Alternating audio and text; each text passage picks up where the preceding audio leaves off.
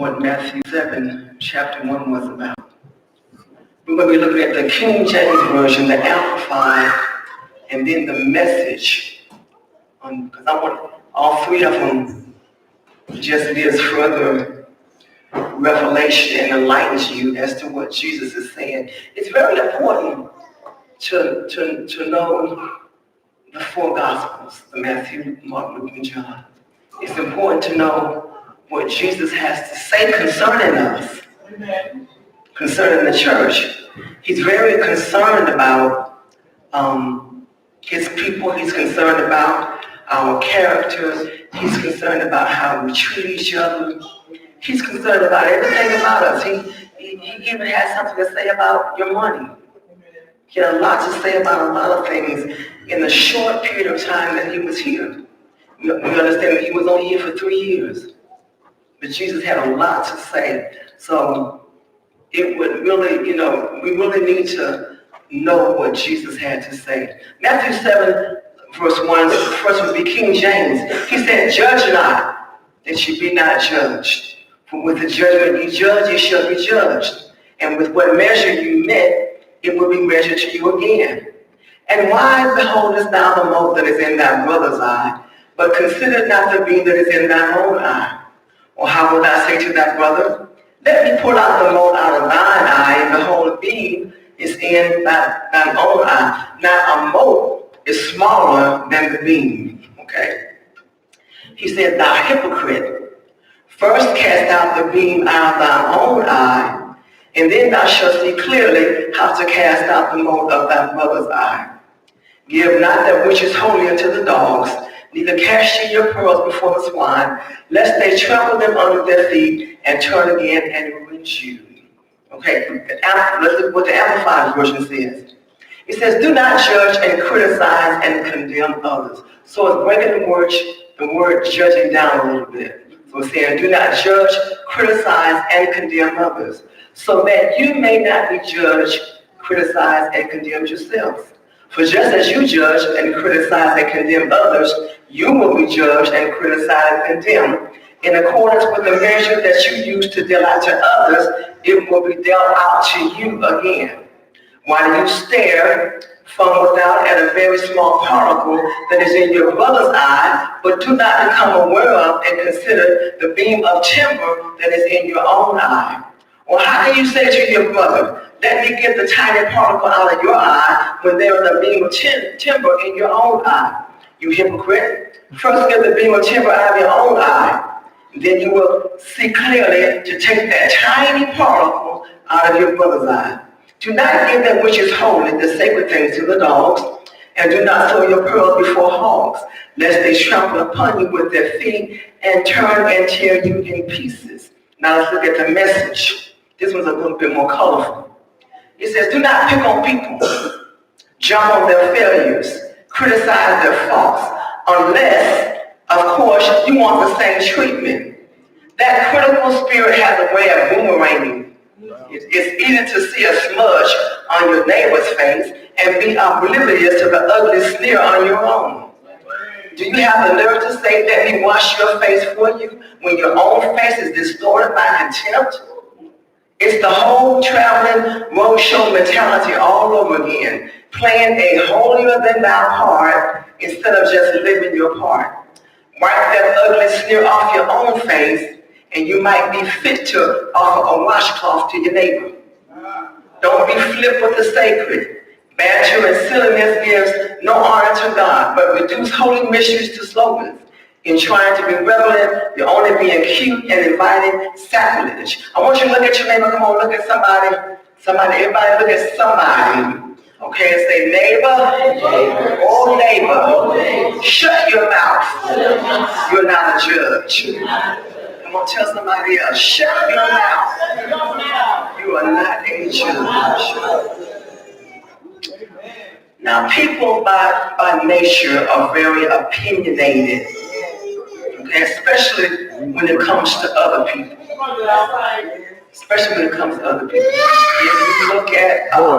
If you look at Hollywood,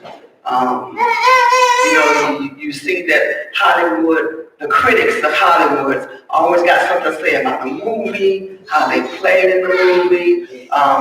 The last movie that Tyler Perry put out on Netflix, Fall from Grace.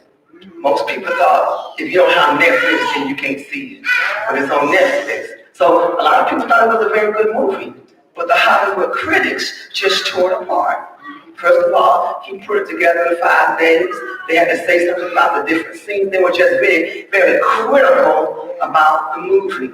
Okay? And Hollywood in general always has something to say about somebody. Good or bad, when they go to the Oscars, they got the judges who judge the appearance of it, who has the best dressed at the Oscars, who has the worst looking dress, and then they got the nerve to show them the ugly dresses that some of them people have on. Okay, so people are very critical. As Christians, Jesus has given us a very strong word. He says, do not judge. Do not criticize. Now, the word judge simply means to criticize, condone, and censor. It's fault finding. Finding fault in other people. It's being picky. It is the habit of censorous and carping criticism. It's putting yourself in a position to examine somebody else. Y'all gonna like this tonight. And examining somebody else. The spirit of judging and criticism is known to destroy people and churches. Especially people who fall.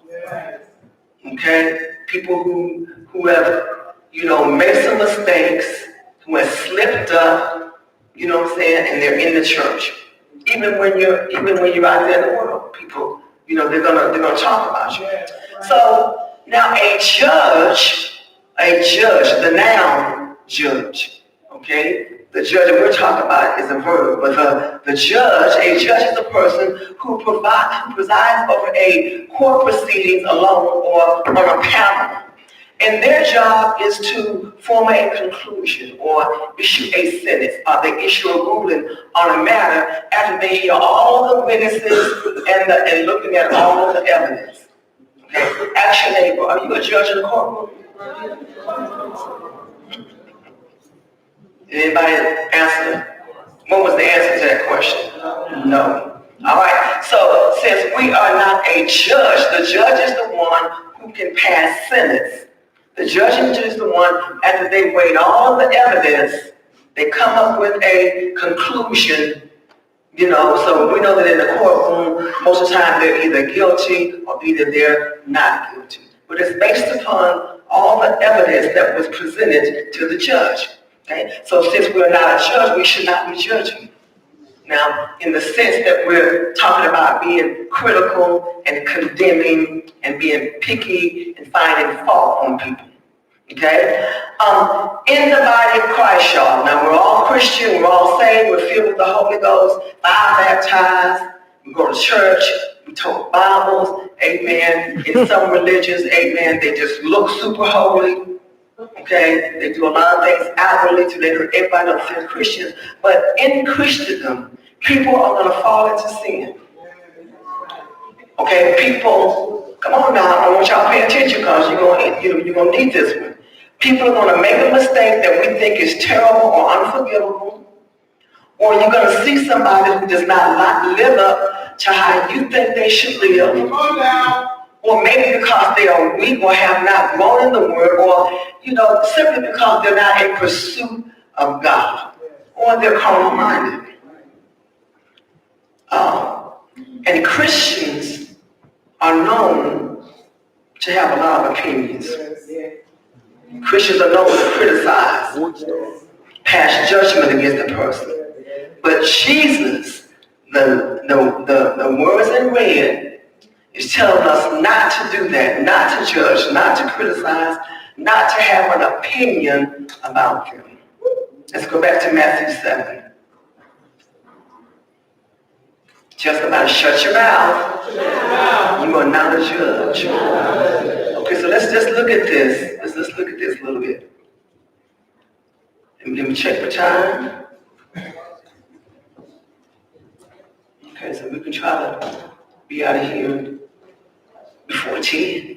Just teasing. Okay, verse 1, judge not that you be not judged.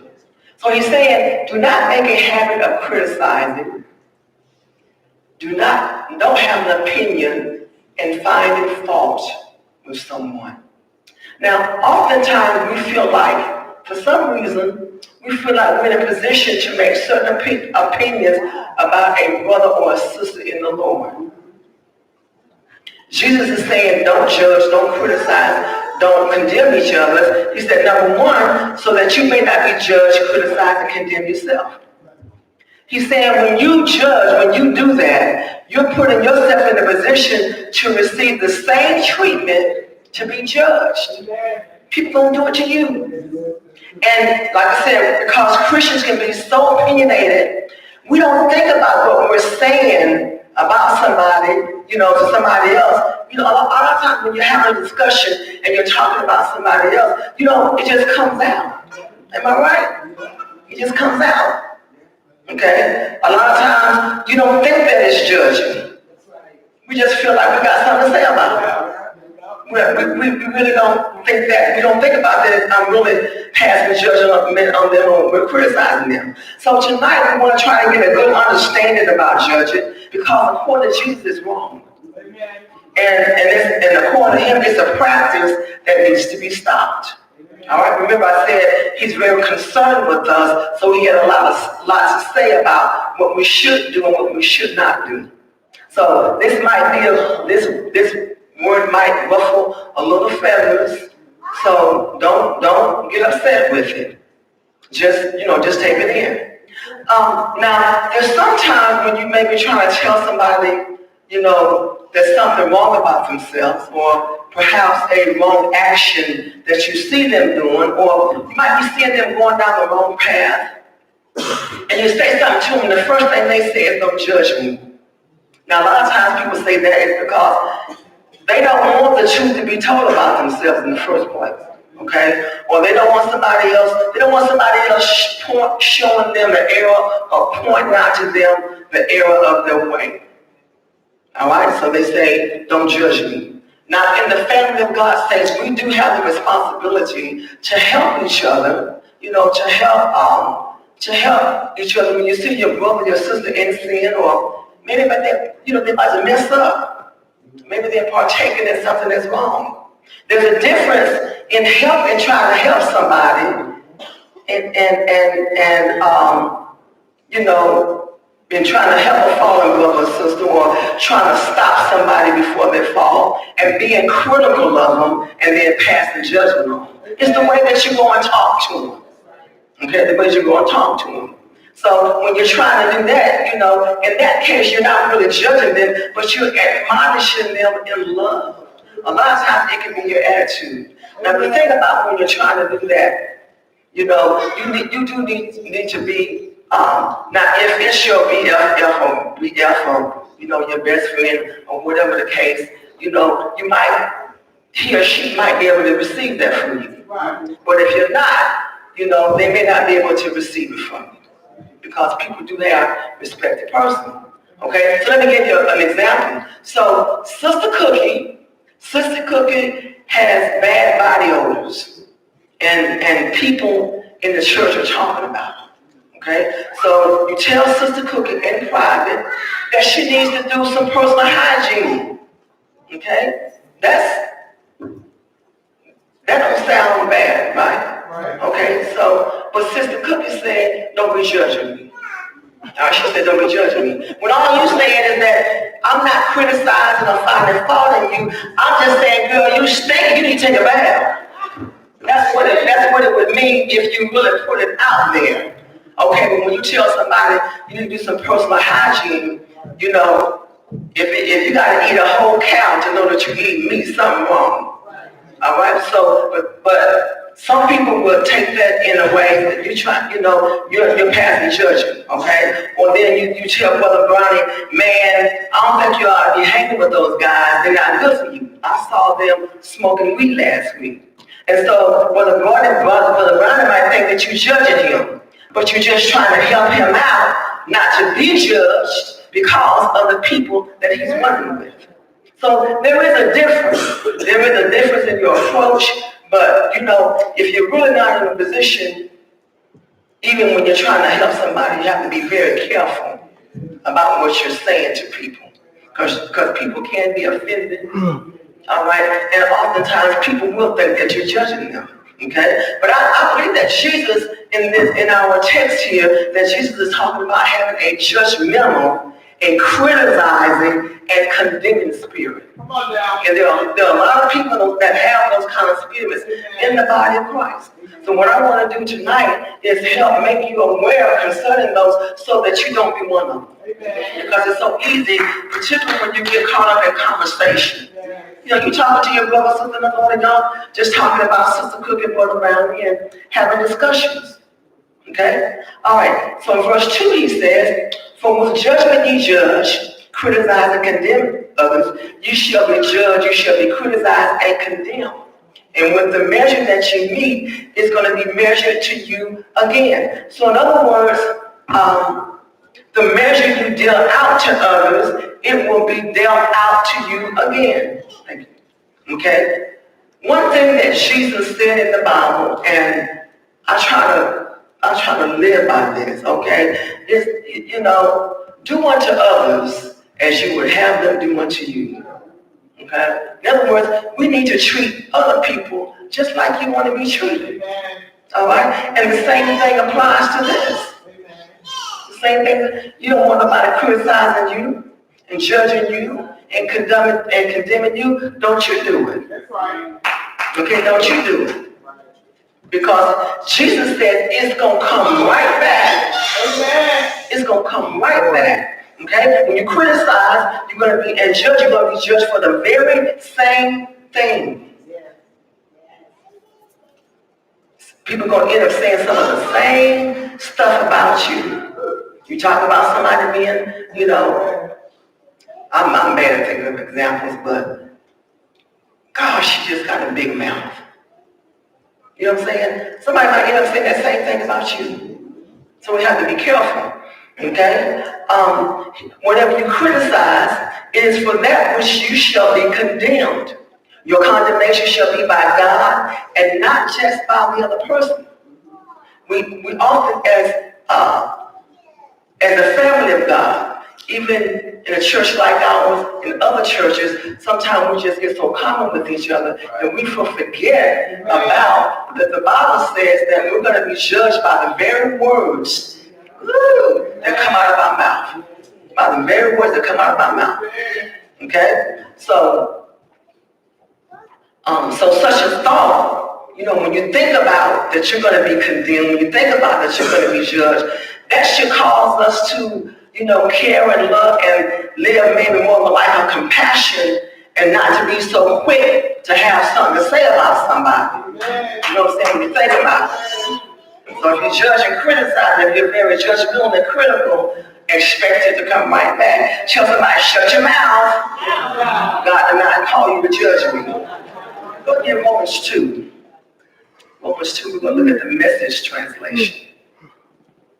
And the King James starts off, he says that you're inexcusable, O man, you that judge. Okay? Verse 1. He says, those people are on the dark spiral downward. But if you think that leaves you on the high ground where you can point your fingers at others, think again. Every time you criticize someone, you condemn yourself. It takes one to know one. Amen. Judgmental criticism of others is a well-known way of escaping detection in your own crimes and misdemeanors. We're going to break that down in a minute. But God isn't so easily diverted. He sees right through all such smoke screens and holds you to what you've done. You didn't think, did you, just by pointing your fingers at others, that you would distract God from seeing all your misdoings and from coming down on you hard? Or did you think just because he's such a nice God, he let you off the book? I think sometimes we feel like that everything that's said in the Bible is not really true. God ain't gonna really send me to hell, is he? God ain't gonna really allow all that stuff he don't really mean all that stuff he's saying in the Bible. A lot of people, because the way sometimes we act, we live our lives, the way that we treat each other, the way that we talk, that's exactly what we're saying sometimes. We really don't really mean, we really don't think that the Bible is true. Okay? God is kind, but he's not soft. In kindness, he takes us firmly by the hand and leads us into a radical life change. The other day, I was just praying about an incident, and I was praying about something that happened to me and how I was treated. And I was just really praying to God about these other people and talking to God about, you know what God did? He started talking to me about me. Come on, girl. He started talking to me about my attitude. He started showing me where I was wrong. When I was telling him about how wrong they were, he started telling me about how wrong I was. That quickly made me humble myself. That quickly made me get myself together. Okay? He says, you're not getting by with anything. Every refusal and avoidance of God adds fuel to the fire. This day is coming when it's going to blaze hot and high, God's fiery and righteous judgment. Make no mistake, in the end, you get what's coming to you. You get what's coming to you. So, I want you to look at this. Most Christians are what you call moralists. I'm going to tell you what that is. And there's nothing wrong with people having a person of high moral standards. Okay? Just don't judge everybody else because you are holier than thou. Or you got yourself up on this high standard. You know what I'm saying? You think that you're way up there. Well, I'm going to tell you what I mean. Moralists are people who live a moral and a clean life, but they judge others because they do not live as they think they should. A moral is upright, just, good, decent, and honorable. Some of you probably think that way about yourself. You have strong values, standards, and principles. Some of you probably have strong values and standards and principles. They're well disciplined. They're able to control their life. Okay? He loves just as everyone thinks he should. He knows right from wrong, and he lives it.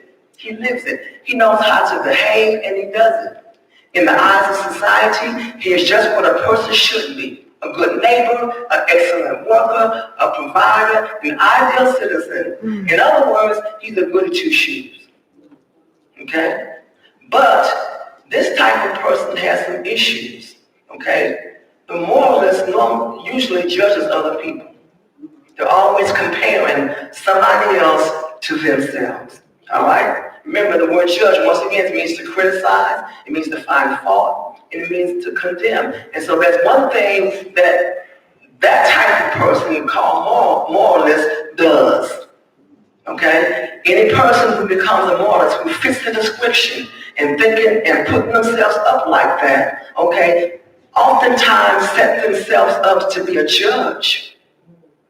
To be a judge, because they hold themselves in such a high position. Okay? Anytime you judge another person, you are declaring, listen to me, you are declaring that you are living by some rule that another person is not living by. You are more moral than someone else. You are better than someone else. You are superior to someone else. You are more righteous than someone else. You're more acceptable to God than someone else. Now, if you and oftentimes, okay, when you're judging people like that's the mindset that you have, because moralists have themselves in such a place themselves up on such a high pedestal, they see no wrong about themselves. They see no wrong. Okay, judging others says, I am right and he is not. Okay? I succeed, but he fails. Therefore, look at me, but ignore him. Draw near to me, but shun him. Esteem me, but put him down. Approve me, but condemn him. Be my friend, but withdraw from him. It's like my personal judge. Okay? So very simply, judging others raises self and lowers Okay, others, exalt self and debases others, and in the eyes of God, that's wrong. It's wrong to do that. It's sin. Now, we don't look at it in that way. That's why I guess God gave it to me so that we can see it. So it can be brought to our attention, because oftentimes we fall into a habit of saying things about other people. Like I said, I'm sitting here praying and telling God about these other people, all that they were doing, and God didn't even address me about them. He just told me about me. Okay? All right. So it's being full of self-righteousness, pride, and arrogance. It sets self up as a moralist, and it makes a person judgmental and critical. In God's eyes, listen to this, sin is in the matter of the heart and mind, and not just an act. We can often, a lot of times, clean up the act. But in our mind and in our hearts, come on, our hearts are stinky. Just like Bible talks about, Jesus talks about the Pharisees, how they always cleaned up the outside, but the inside was just messed up. He called them dead men's bones. He called them all kinds of, they were self-righteous. And there's a lot of Christians that are just like that. Okay? The thought and desire makes a person just as guilty as the act itself. So sometimes you got to clean up your thought life. Tell somebody, clean up your thought life. God knows that a lot of people would carry out their thought if they had the courage or the opportunity to do it. If they do, they won't gonna get caught. Y'all ain't gonna say nothing. But God knows the heart, the mind, and the thoughts. That's why you have to constantly, keep your own self seeking the Lord for you. I mean, even though I was praying about these other people and how it made me feel, I'm still in prayer. God created me a clean heart. Get that stuff out of me. Because if I'm thinking it, then it's in me. If you're thinking it, it's in you. You didn't say it about them, but you sure be thinking it. You be in their face, smiling and just praise the Lord. God bless you. Girl, you just look so good. And in your mind, you're just saying all kind of crazy stuff. Don't act like you ain't never done that. Sin, whether thoughts in the mind or acts in public, all of it comes short of the glory of God. And all of us are going to stand guilty before God. Therefore, the moralist, the person who judges, is as guilty as the one judged. Okay, so for this reason, y'all, we don't need to be judging, criticizing, and finding fault. Go to John 8. John 8, verse 1.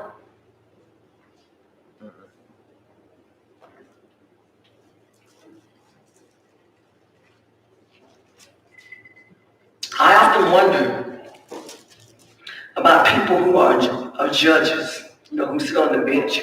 When they get home and in their own personal lives, they often, they have a hard time not, passing judgment on other people, because that's what they do as a job. Oftentimes when you do something as a job, it carries over. It carries over. That's what you do all the time. You always find yourself, in that position. John 1 verse 16. Jesus went onto the Mount of Olives. And in the early morning, he came again to the temple, and all the people came unto him, and he sat down and taught them. And the scribes and the Pharisees brought unto him a woman taken in adultery, and when they had set her in the midst. Only thing I want to say about this is that it takes two. It takes two to commit adultery, not just the woman, but also it's a man somewhere. Okay? But they just brought a woman. And they say unto her, Master, this woman was taken in adultery. In other words, she was caught in the very act. Well, how come they didn't bring the man? You know why they didn't bring the man? Because it was probably one of their boys. He was probably one of their boys. Okay? So now Moses in the law commanded us that such should be stoned. What says you? What says you? Jesus was so smooth. He was so cool. Jesus was not easily intimidated. Okay? He was not easily provoked. You didn't provoke Jesus into just acting in the flesh. Letting people just push buttons. They tempted him that they might have an excuse, might have to accuse him. But Jesus stooped down and with his finger wrote on the ground as though he heard them not. So when they continued after him, he lifted up himself and said unto them, he that is without sin among you, let him cast a stone let him first cast a stone at her. They were judging her, but they also had sin in their lives. Okay? He again stooped down on the ground. And they which heard it being convicted by their own conscience. One thing about Jesus, he always had a way. One thing about the Holy Ghost, just like I told you what happened to me. Okay, when the Holy Ghost said that to me, they put it right back in my lap. Okay? Jesus had a way of making you think and making you see you're wrong. And they which heard it being convicted by their own conscience because they knew that they were sinning, went out one by one, beginning at the eldest even until the last. And Jesus was left alone, and the woman standing in the midst. When Jesus had lifted up himself and saw none but the woman, he said to her, woman, where are those thine accusers? Hath no man condemned thee? She said, no man, Lord. And Jesus said unto her, neither do I condemn thee. Go and sin no more. Okay? So, he said, verse 15, and we jump down to verse 15, ye judge after the flesh. I judge no man. Yet if I judge, my judgment is true. For I am not alone, but I am the Father that sent me. So this is, it's showing that people do judge after the flesh. People judge by what they see and what they know. The only evidence they have is what they see in their world. Okay? Y'all remember when God sent Samuel to the house of Jesse to look for him a king? He told Jesse to bring his sons before him, and he saw one son and said, surely the Lord's anointed is before him. This is 1 Samuel 16:7. But the Lord said to Samuel, look not on his countenance or on the height of his stature, because I have refused him. For the Lord seeth not as man seeth, for the man looketh on the outward appearance, but the Lord looketh on the heart. Isn't that a good thing to know? Amen. Isn't that so good to know that at the end result, God looks at your heart? Well, let me tell you something, because oftentimes people are always saying, well, God knows my heart, or God knows what's in my heart. Okay. If God knows what's in your heart, you know what's in your heart. So what's in you, I'll let what's in your heart come on the outside. Okay? We're quick to say that God knows my heart. And so Jesse had 7 of his sons to pass before Samuel, and he said, the Lord has not chosen these. So in verse 11, Samuel said to Jesse, is this all your children? And he said, there remaineth yet the youngest, and behold, he is keeping the sheep. And Samuel said to Jesse, send and fetch him, for we will not sit down till he come hither. He sent him, brought him in. He was ruddy, he was little. He was a very handsome, a pretty boy. Okay, he was a pretty boy. He said he was good to look at. And the Lord said, arise, anoint him for this thing. He didn't look the part. He didn't look the part. He didn't look like that he was to be a king. But on the inside, the king was in him. In John 7:24, King James says, judge not according to the appearance, but judge righteous judgment. The Amplified Version says, be honest in your judgment. Do not decide at a glance, superficially and by appearance, but judge fairly and righteousness. Now, let me tell y'all something. If you can't discern the heart of someone, leave them alone. Amen. Leave them alone. Because you get in trouble when you start passing judgment on people. Okay? Righteous judgment is fair, it's impartial, it's equal. It's also judging oneself. Okay? It's looking at yourself. It's examining yourself. I believe if the body of Christ would do more of that, more of examining our own selves, they wouldn't have so much time focusing on somebody else. It really wouldn't. It really wouldn't. Now, I hope you're clapping because you examine yourself. Okay? Because you examine yourself. All right?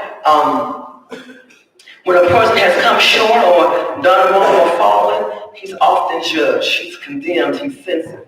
However, judgment will miss things. Okay? Sometimes judgment misses.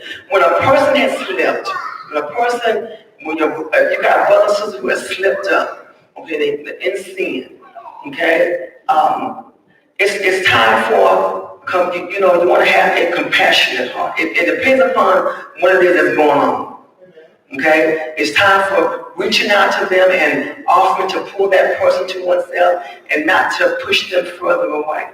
It's time to speak kindly of him and not negatively and destructively. I'm saying that because you have to be in a position, y'all, most people in here are not in a position to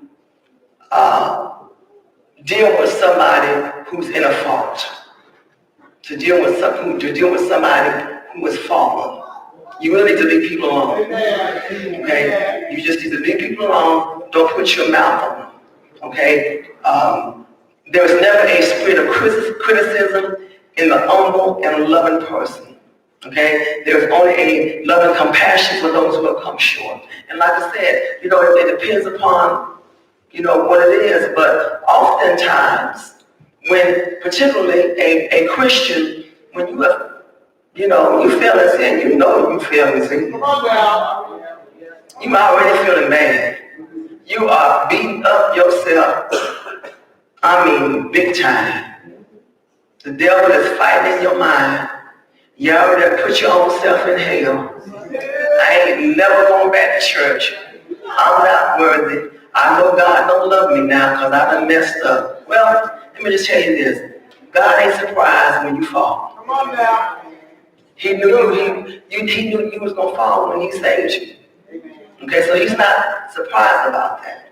Okay, so, people are already, I've dealt with people who had issues and stuff going on, and some people come, you can tell in their mind they just done beat themselves up, and they get in my office and just start crying. So I would be wrong. You are going to hell. Why did you do that? That would be wrong. They're already at a place of brokenness. Okay? They're already at a place of brokenness. So it would be my job to be, to show some compassion for them. Galatians 6:1 says, brethren, if a man be overtaken in a fault, ye which are spiritual, restore such a one in the spirit of meekness, consider thyself, lest thou also be tempted. That's why you can't go off into a judgmental temper tantrum, criticizing stuff. He says because you gotta think about yourself. You know what? It might happen to you. That's right. It might happen to you. You're not exempt. That's right. Or better yet, you remember when? You remember when now. You remember when. All right? So, let me say, everybody's not spiritual. Everybody's not mature. Everybody cannot discern the heart of another. So I'm inclined to say that in the church, more people are more carnal-minded than they are spiritual-minded. So the best thing for you to do, instead of trying to figure out and wonder this, I wonder what they did. I wonder why they sitting down. I wonder why Bishop or Pastor set them down. Y'all know, remember back in the old day on Peachtree University Boulevard, we had a rebuke room for the teenagers. Y'all remember that? Yeah. We have more people in the church then than what we have right now. People so know, I wonder what they did. I wonder what they did. They don't know people. Come on now. So, more people are more carnal than spiritual. So the best thing for you to do is keep your mouth off people and just work on your step. Stop trying to figure out what's going on with other folks. And just, Jesus, help me, Lord. Help me, Lord. Help me. And then if you were to fall or happen to find out what somebody else did, help me, Jesus. Help me, Lord. Lord, I pray that you just help them and God, help me.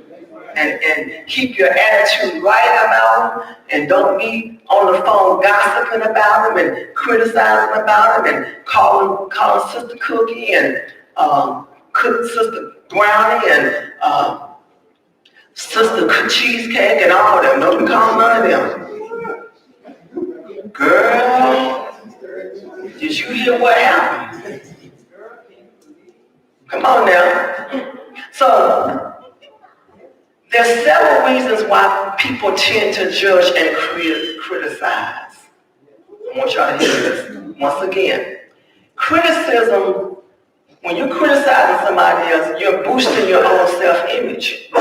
You're pointing out someone else's failure and tearing them down to make you seem a little bit better, at least in your own eyes. Think about that now.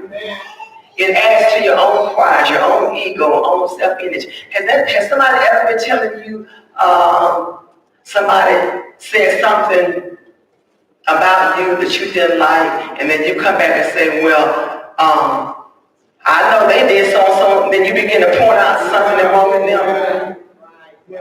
What you're trying to do is trying to make them look worse off than what you are. Come on now. Point out someone else's failure and tearing them down, make you seem a little bit better. It adds to your own pride, ego, and self-image. Criticism is simply enjoyed. People love to criticize. There's a tendency in human nature to take pleasure in hearing and sharing bad news and shortcomings. Now, I know when I say the word enjoy, you probably say, well, I don't enjoy hearing it. Yeah, you do, because why is it your ears perk up when somebody comes to tell you something? You do enjoy hearing. You want to, they did what? Oh, what? OMG. No, they didn't. Oh, my God. I can't believe that. And they sing on the praise team.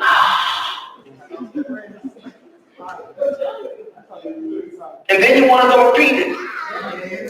Come on, I'm just saying. Criticism makes us feel that your own lives, morality, and behavior are better than the person who failed. Y'all ain't got to shout it down. Criticism helps us justify the decisions we have made and the things we have done throughout our life. Well, at least I did that.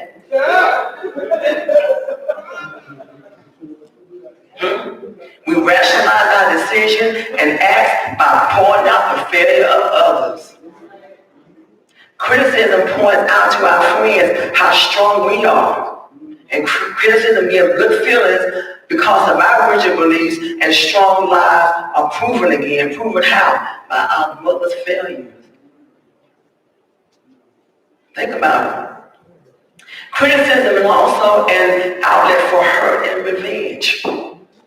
We feel sometimes that people deserve it. Come on now. Subconsciously, if not consciously, we think, listen to this, he hurt me, so he deserves to hurt too. So you end up criticizing the people who fail. I'm just bringing it out so that you can see it, so that you can stop doing it. Come on now. Am I right, somebody? Okay. So now there's some reasons why we shouldn't criticize. I just told you, why we do it. Okay. And this is why we shouldn't criticize. I want you to listen very good. All the circumstances and facts are never known.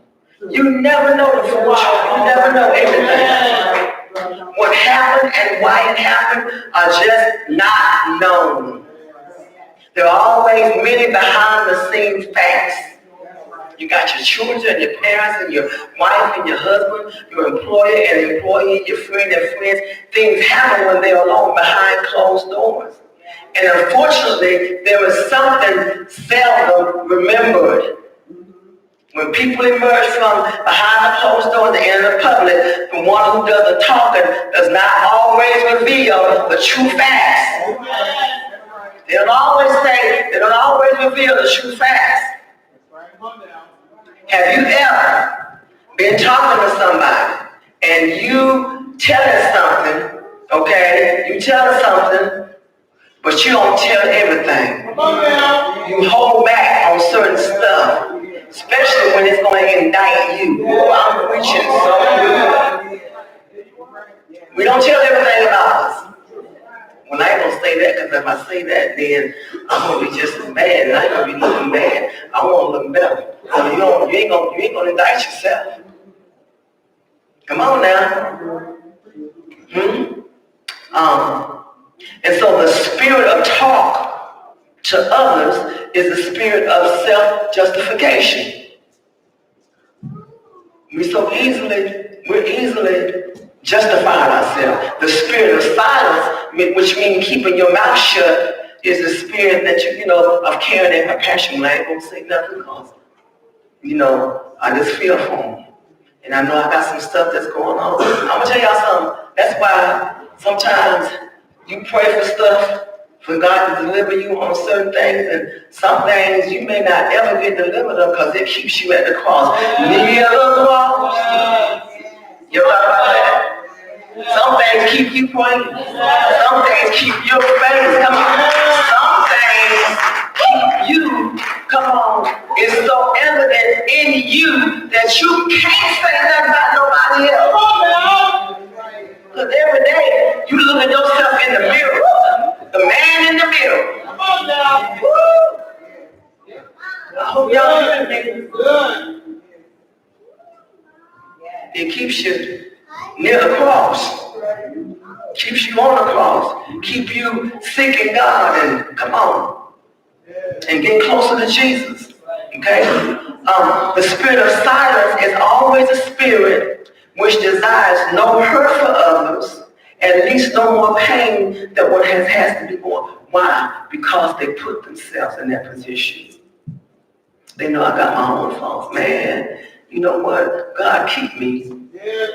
Keep me. Just don't let me fall, God. Keep me. Hold me up. Hold me up, Lord. Hold me, God. Keep me. Keep me near the cross. Some of them old songs, Jesus, keep me near the cross. You don't say stuff like that no more. That means something right there. Jesus, in other words, God, keep me on the cross, dying out to myself. I don't want to come down. Don't let me come down off the cross until I'm dead. Let me be ever mindful that I got some flesh. Y'all ain't gonna talk to me tonight. I know. I ain't preaching good. I know. Y'all don't like this kind of message. So all people, religious as well as non-religious, fall short. The Bible says, for all have sinned and fallen short of the glory of God. Nobody is ever exempt from sin. I'm sorry, the Pope, the Cardinal, the Bishop of Bishops, the Apostles, come on. Mr. Prophecy himself, the one that can read your name, call out your street address, tell you what your birth date is, who you married to, how old you are, what the last 4 digits of your social security get up in, they got something wrong. Tell somebody, you are not your gift. You are not your gift. Okay? When we criticize and judge, we have a problem. We forget where we came from, and we forget what we're still dealing with. When we acknowledge our own true condition, when you acknowledge your own true condition, then, honey, I'm praying for you. Come on now. Girl, I know, I understand, I know how you feel. I know how you feel. So you know what? Come on. Girl, come here, let me give you a hug. Is there anything I can do to help you? Come on, call me.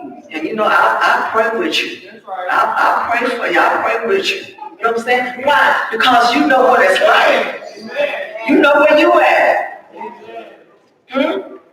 See, they are falling now, but you fell before, and your friend might fall later. Oh, this is good. This is good. You know, the last time I preached about judging was back in 1999. I got all my messages, y'all. Yeah, I looked it up. You know, we got a history of my message. So I went and found, and I preached one in 1998 and one in 1999. I said, gosh, this is way overdue. This is way overdue. All right, let me move on. So, no one is ever exempt from sin. It is a continual cycle that is the downfall of mankind. We must always remember that your righteousness is Jesus Christ, and you're always dependent upon Christ's righteousness. You must always be seeking God's forgiveness and forgetting those things that are behind you and pressing towards the mark.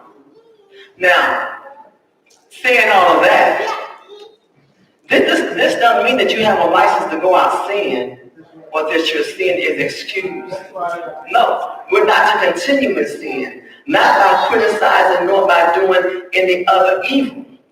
But we must acknowledge our weaknesses and remember that the person who really knows God is the person who is ever seeking God. Who is ever seeking God. God created me a clean heart. Renew a right spirit with me. Help me with this struggle. Help me with this attitude. If you ain't praying like that, you need to start. Help me with my ways, God. God, I was mean today. I talked mean to my spouse. I was wrong. Forgive me. Come on now. I do that. I said, Lord, I had a bad attitude. I'm sorry. I had a bad attitude. Help me not to be looking all evil. Being evil. I'm sorry, Lord. Huh? Why are you snapping? I'm sorry. I didn't snap. Because you know, the spouse tell you snapping. And then you first say, I wasn't snapping. You snapping right there. Instead of just saying, I'm sorry, I'm snapping. No, I'm sorry. Thank you for bringing to my attention that I'm snapping. But we don't do that. We don't thank our spouse for showing. We don't thank our spouse. Honey, thank you for showing me how mean I was to you yesterday. We don't give them that much. We don't want them to glow. Am I right? Okay, where am I at? So, the Bible says that he that cometh to God must believe that he is, and that he is the rewarder of them that diligently seeking him. So when you're seeking God, it's not just because you're seeking stuff. I need a new house. I need some money. I want a husband. I want a wife. Let me tell you something. Stop begging. Stop begging for a wife, or stop begging for a spouse. Okay? Your prayer should be, God, help me so I can be in a position where I can be, that when you bless me with a spouse, I'll be the right kind of spouse. Okay? Now, another reason, y'all, listen good now. Another reason why we shouldn't judge is, all there is to know about a person is never known. That's right. How they can be criticized. Think about childhood for a moment. 18 years is a long time. Day by day moves into week by week, and week stretches into month by month. Month lasts to last until year has arrived. And year by year is a long time for a child to be molded into an adult. So think about what kind of mother, what kind of father, what kind of friend that fallen, failing person have to influence and mold him. What kind of genes and temperament has he inherited, has he or she inherited and developed? Okay? Fiery, composed, inferior, strict, strong, lovable, and shy. Just like when you go to the doctor, they want to know your family history. Okay? They want to know your family history. Now they get, I told you, that they go to the doctor now, they want to know, have you ever thought about committing suicide? Have you been depressed lately? Okay? So when you did, hold on, let me go on. So much goes into influencing a human life that God can only know a person for real, know him well enough to judge him. So we can never know one another well enough to pass judgment, because you don't know what that person went through in their childhood, and why they are like that. Okay, they're a jerk right now. Okay, maybe they had a jerk race. They live with some jerks. All they were just influenced by jerks. The mama was a jerk, the daddy was a jerk, and now you got baby jerk. That's right. Baby jerk goes up to be teenage jerk, adult jerk, and now they're married jerk. And so you saying, you just a jerk. You just a jerk. Why are you so mean? Why are you so hateful? Why you got this and you got that and you got, that's why. This is why, okay?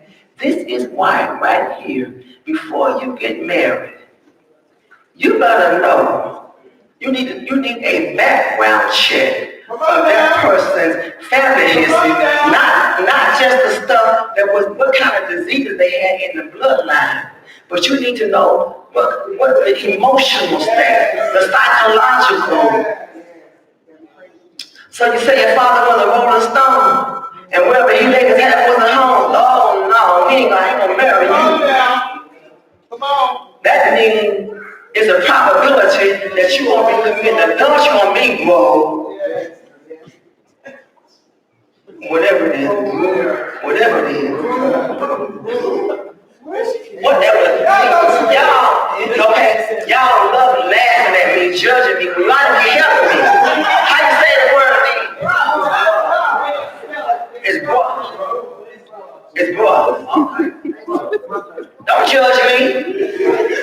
See, that was a prime example right there, wasn't it? They judge me. They're laughing at me, passing judgment on me instead of helping me out, helping me to say it right. Come on now. That's right. All right. So you end up, and now you passed it. So you got Sister Cookie and Brother Watermelon all going off on people in church. They are crazy.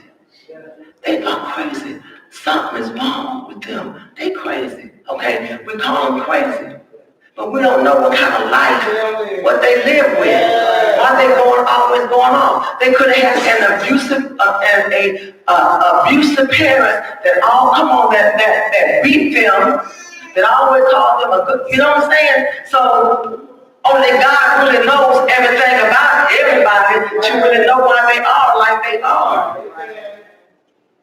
So now, in a lot of counseling sessions, when you're trying to help people with certain issues that you have going on, you have to go back further in the life. You have to go into their family history, see how they were brought up, so that you can help them correctly. Come on now, I'm just saying. All right. What kind of genes and temperament has he inherited? I said that. So much goes into the influence of the human life that God only knows a person, know him well enough to judge him. So we never know one another well enough to pass judgment. All we can just see is current actions. It's just current actions, okay? All right, another reason why you shouldn't judge. Judging others usurps God's authority. When a person criticizes another, you're saying that you're worthy and have the right to judge somebody else. You're claiming the right to be God, which is crazy. All right? You mostly claim to the right at one time or another, and then some claim the right to exercise a judgmental spirit all the time. Are y'all hearing me? James 4, verse 11 and 12. It says, "Speak not evil one of another, brethren. He that speaketh evil of his brother, and judgeth his brother, speaketh evil of the law, and judgeth the law. But if thou judge the law, thou art not a doer of the law, but a judge. There was one lawgiver who was able to save and to destroy. Who art thou that judgest another?" You need to shut your mouth.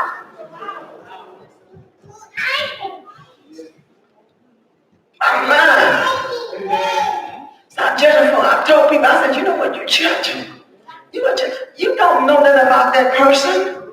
How can you say that about them? You don't know them. You can't pass that judgment on them. You don't know that to be true what you're saying. But I guess they probably used to beat their wife. How you know that? I'm telling you, people do it all the time. I know none of y'all do it because, y'all just perfect. I didn't get no amen. I'm glad I didn't get no amen on that because I'm just being sarcastic. All right? No person, not one of us, has the right to sit upon the throne of God's judgment. I'm understood. Judgment and condemnation, criticizing, talking about, picking out the shortcomings and failures of any brother is God's right and his alone. Come on now. Well, I'm just saying. Seems like to me, they ought to be better by now. They've been in the church 30 years. How long did it take you to get rid of something? Huh? Yes. Seems like to me, they be done quit smoking by now. Gosh. Every time I walk up on Brother Brown and Sister Cookie, they just smell like a chimney. Seems like to me they ought to be done quit smoking by now. But you don't know why they still have a smoking problem. They got nerve issues, all kinds of stuff. You can't say it. You got stuff you're still working on ever since you've been saved. Okay, I'm preaching. Okay? No one has the right to judge but God himself. Okay? So God is not going to tolerate a person setting himself up as the judge as God himself over someone else, not when the one who sits in judgment is but a mere sinful man who is ever so short himself. So, married couples, how many of them got in here? Okay. So, when you're at home with your spouse, and you see all the crazy stuff that they're doing, and sometimes you just don't say nothing, but in the back of your mind, and what I just said earlier about what you think, okay? He going to hell. She is going to hell.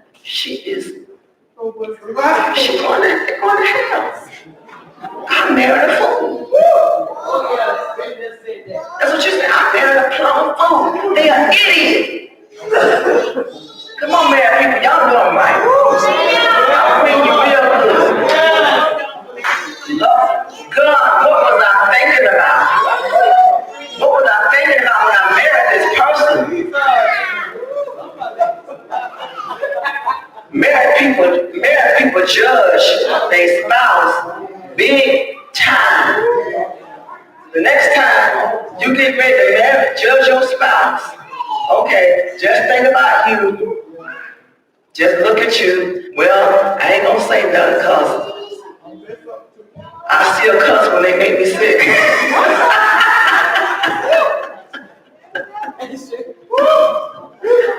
I ain't gonna say nothing. Darn, I just threw that glass the other night. I was aiming for their heads. I hit the wall. I'm just throwing some stuff out there. Ain't it? It is the truth, isn't it? We're so quick to judge them. Why they like it? I would have thought you. Why you still so mean and angry? Why you so hateful? Why you got to always be the one that's right? You just right. You just think you right about everything. Come on, married couple. Why the rest of married couples out? I'm just saying, you single folk contemplating marriage need to hear what I'm saying and hear it very well. Okay? All right, I'm almost done. Y'all hush up. Let me finish. Okay? Judging, condemning, criticizing, and talking about a person. Listen to me, y'all. Listen to me. Destroys the person. This is what the verse is saying. There's only one person who is able to save and destroy. Only one person who can judge and criticize another person as being either good or bad, as either worthy of being saved or destroyed, and that person is God. Okay? Now remember, when an elder or your pastor or your bishop is coming to you and trying to show you some areas, they're not judging you, they're trying to help you. Okay, they're trying to help you out. So don't be getting all offended and get mad. Come on, when don't get upset if honey, you need some personal hygiene, okay? Okay. They're just trying to be nice. They say it in a nice way. Somebody come give you a minute. What you saying, my first thing?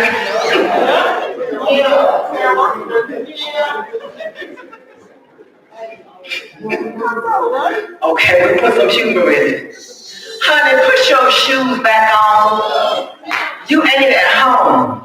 Put your shoes back on. What you trying to say, my feet smell? Just put your shoes back on, okay? You at church. We almost done. Okay. Not one of us is able to know and judge the whole truth about a person. The whole truth. Therefore, who are you that judge another person? Do you think you're God? So back to Matthew 7, verse 3. I got it. A page and a half. And why beholdest thou the mote that is in thy brother's eye, but consider not the beam that is in your own eye? The Amplified says, why do you stare from without at the very small particle that is in your brother's eye, but do not become aware of and consider the beam of timber that is in your own eye? So the mote is small and the beam of timber is, in other words, they got some little bitty going on. You got a whole lot going on. The criticizer fails to examine himself. He is inconsistent in his judgment. The word beholders has the idea of continuing to look. Too often we continue to look at the affairs of our spouses. I misput, but it means others. We continue to gossip, criticize, and revel forever in bad news. When we judge and criticize, we reveal a very serious problem. We have a demon in our own eye. We are blind to the truth of our own nature. We too fail, and we fail often. What we fail to realize is the beam in your eye is much larger than the speck of the one being judged. Wow. Verse 4. Well, how will they say to their brother, let me pour out the mote out of thine eye, and behold, you got a beam in your own eye. So we're too often deceived about our own selves. Remember, we don't put ourselves weak, we hold it down. When you judge and criticize, you're not thinking about yourself, that you just as human and sinful as the next person. He that without sin that will cast the first stone. You have just as many motes in your eye as the next person. So you don't have the right to criticize nobody else. Okay? You're just as sinful as the next person, yet you are not considering your own sin. So you often feel free to be critical of those who come short and fail, and yet you don't look at yourself. So when somebody comes to you with some mess about somebody else, you should just tell them, I don't want to hear that. I really don't want to hear nothing about what you're trying to say to me about Sister Cookie and Brother Brown. I don't want to hear it. You can't keep it to yourself. Well, I thought you was my friend. I am. But you talk too much.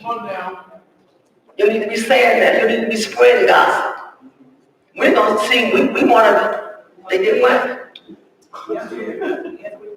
What? Girl. I can't believe that. I wonder why Bishop ain't took them down.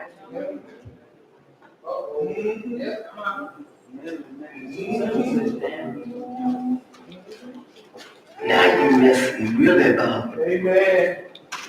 Now you putting me in the equation.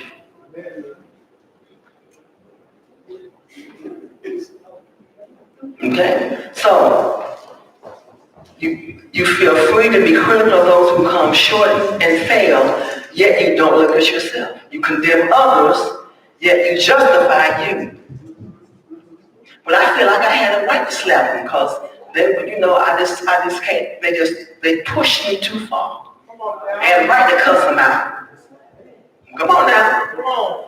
God justifies neither the criticizer not the sinner. So 2 Corinthians 5:10 says, for we must all appear before the judgment seat of Christ, that everyone may receive the things done in his body according to what he has done, whether it be good or bad. I'm almost done. Oftentimes the criticizer is the weaker of the two. It is the weak who judges and criticizes the most. Sometimes people have a great need to boast self over others in order to feel good about themselves. I ain't that bad. I ain't that bad. I'm bad, but darn. So then we get into comparing sins. I ain't that bad. Mm-mm. So the one who criticizes does not examine himself. So self-examination hurts, so a lot of people don't do it. And they don't want you pointing their stuff out either. Okay?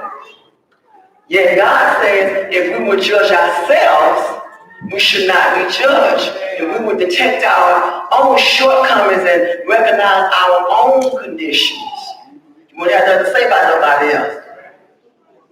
Okay? Verse 5, thou hypocrite. First cast out the beam out of thine own eye, then thou shalt see clearly to cast out the mote of your brother's eye. So before you can pass judgment, you must extract your own sin. Okay? When you judge and criticize, you're hypocrites. We show ourselves to be full of strife and empty glory. We show that we're not lonely in mind, nor do we esteem others better than ourselves. When you criticize, you show that you fail to consider yourself and to exhibit the spirit of meekness. You fail to bear your brother's burdens. You're not prayerful with them. You're just judging them and casting them to hell. All right? You're saying that you shout that you're polluted with bitterness, wrath, anger, and evil speaking and malice. You fail to be tenderhearted and forgiving. And we forget a lot of times that God has been so long-suffering to us and still long-suffering. You ever tell God, I sure do thank you for putting up with me. I do. Lord, thank you for not throwing me away. Thank you for not sending me to hell. Thank you for putting up with me. God, I'm a rich undone. Just come on. And so, many people suffer greatly because of judgment and criticism of others. And so to get the beam out of your eye is seeing yourself through the Word of God and having a mindset of repentance. And repentance is to change one's mind, to turn one's life. It is turning away from what you're doing and turning towards God. It's a change of mind. A forsaking of sin is putting sins out of one's thoughts and behaviors. It's resolving never to think or do the thing again. So in verse 6, he's still talking about judging. He said that a person who's judging is undeserving of the gospel. So that's why he says, give not that which is holy unto the dogs. Neither cast ye your pearls before the swine, lest they trample them under their feet and turn again and rend you. So Jesus was saying that we're not to be foolish and jeopardize ourselves. When we know that a person will not receive us or the instruction of the gospel, we don't leave them alone. There are some people, listen to me, there's some people, all they do is criticize. You need to leave them alone. Let me tell y'all something. There are a lot of people, some of either Christians who feel like God has called them to criticize mainstream ministers. I'm talking about people like Joel Osteen, Benny Hinn, T.D. Jakes, Joyce Meyer, all those people you see on TV. They have websites that criticize everything they do. They talk about the money they got. They talk about their homes.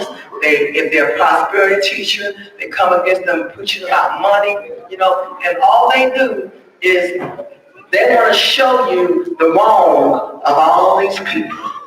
And then they want to take you to the Word and back it up with the Word. I was telling somebody one time, you need to leave that stuff alone.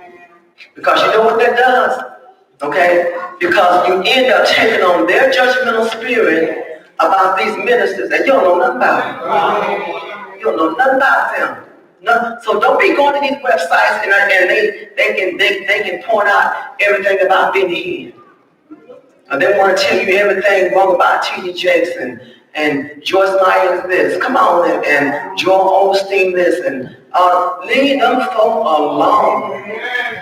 Leave them people alone. You know, they got all this money. They got this big old fine house, and Creflo Dollar got this great big old fine mansions and has an airplane. And leave them alone.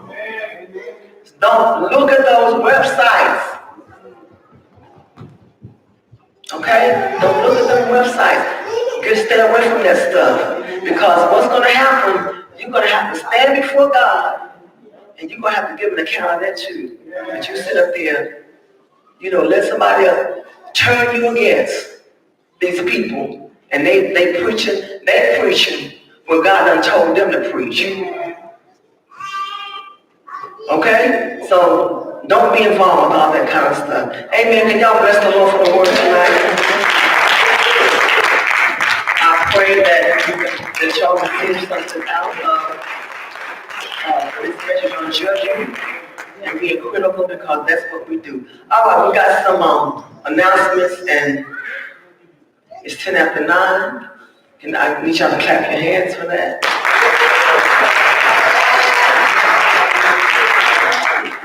Women's Fellowship this Saturday at February the 8th at 9:30.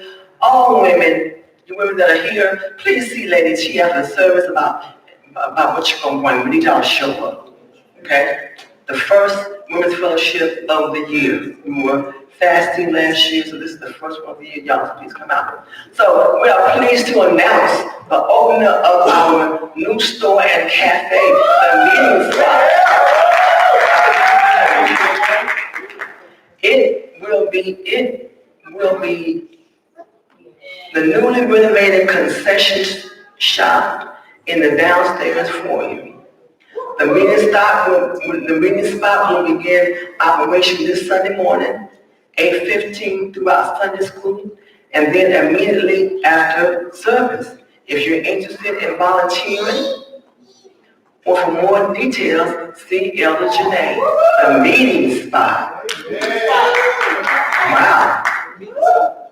All right, next Tuesday night, y'all, I'm going to be on Atlanta Live, that's channel 57 WATC, okay? They're going to be interviewing me, so please tune in and support. I don't know what, it's an hour long, 2 hours, I forget what it, but I don't know what segment I'm going to be on. But they're going to be interviewing me about whatever, I don't know. So please tune in next Tuesday. It starts at 7. So you just have to watch it until I come on. Okay? Until I come on. All right? So that's next Tuesday at 7 o'clock. Okay, we're going to be having hospitality training Saturday, February the 15th and the 29th from 2 p.m. to 4:30 p.m. All are encouraged to come out and to be upgraded in our hospitality. That scripture is 1 Timothy 3 and 2. Look at somebody and say, I've been upgraded. All right, let's all stand up. We're going to be dismissed. God bless you all for your support, for all that you do, for your faithfulness and your giving, and in your working in the ministry.